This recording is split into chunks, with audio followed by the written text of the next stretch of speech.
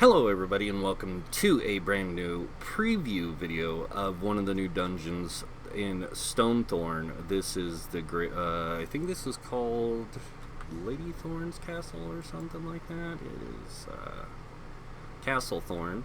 But we're going to be checking out this dungeon. We're going to do a quick rundown of the first few encounters up to the first boss.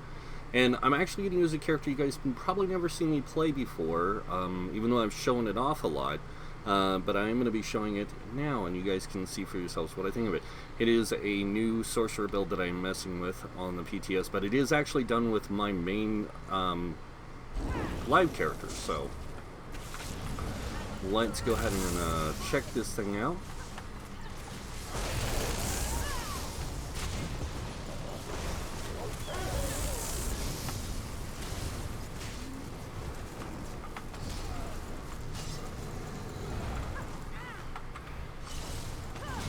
By the way, I am using the new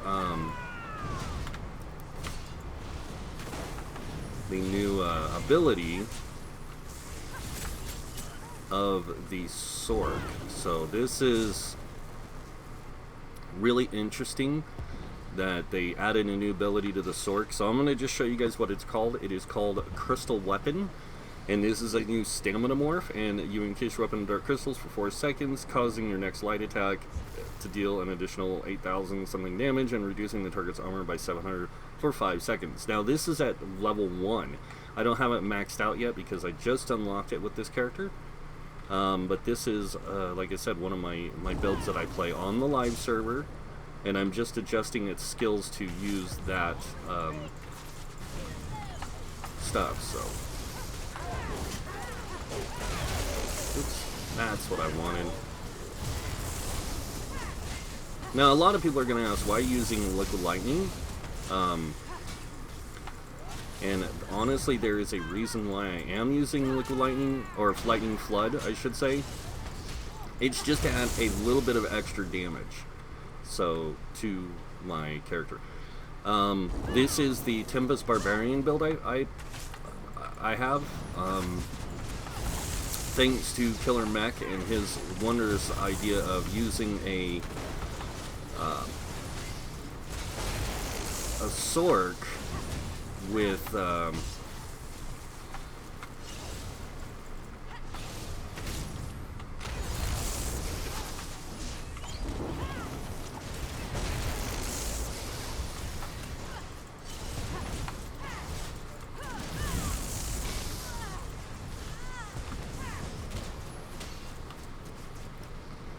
Alright, so this is he had this idea of the Tesla tank.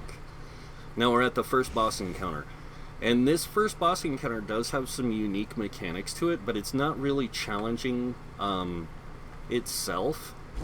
It's just got some really unique summon mechanics and like AoE mechanics, so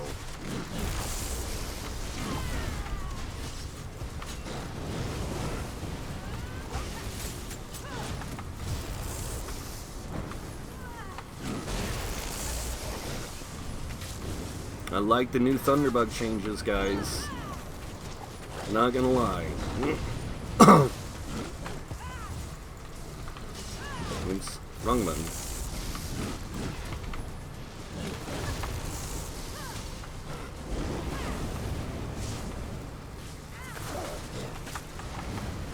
Guys, Sork is really OP with all its new stuff now.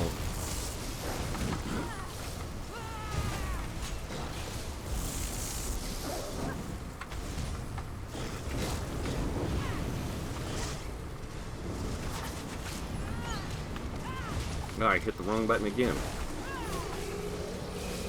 Alright, so this is where things get a little tricky with the fight, because he does summon all these adds, and these adds do have some gnarly stuff to them. So, not super powerful, but enough to really get you going and everything. I do like, again, I love the change they made to Thunderbug, the set, and I'll show you guys that here in a second. just so you can see for yourselves how that works. You can see it going off like crazy. And in fact, it's what's killing most of these dogs.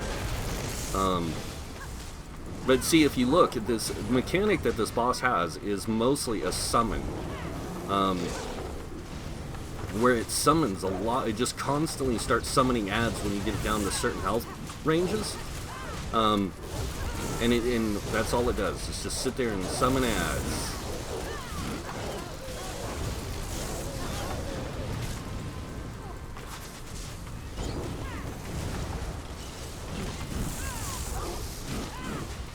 Oops.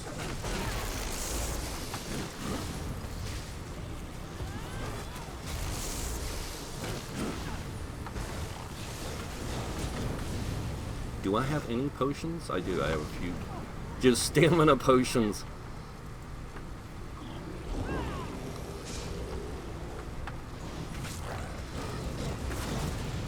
And if you guys are wondering how I can stay alive so well, I'm actually using Crit Surge. Crit Surge is an amazing heal, by the way. Anytime you deal critical damage, you heal. So it's like...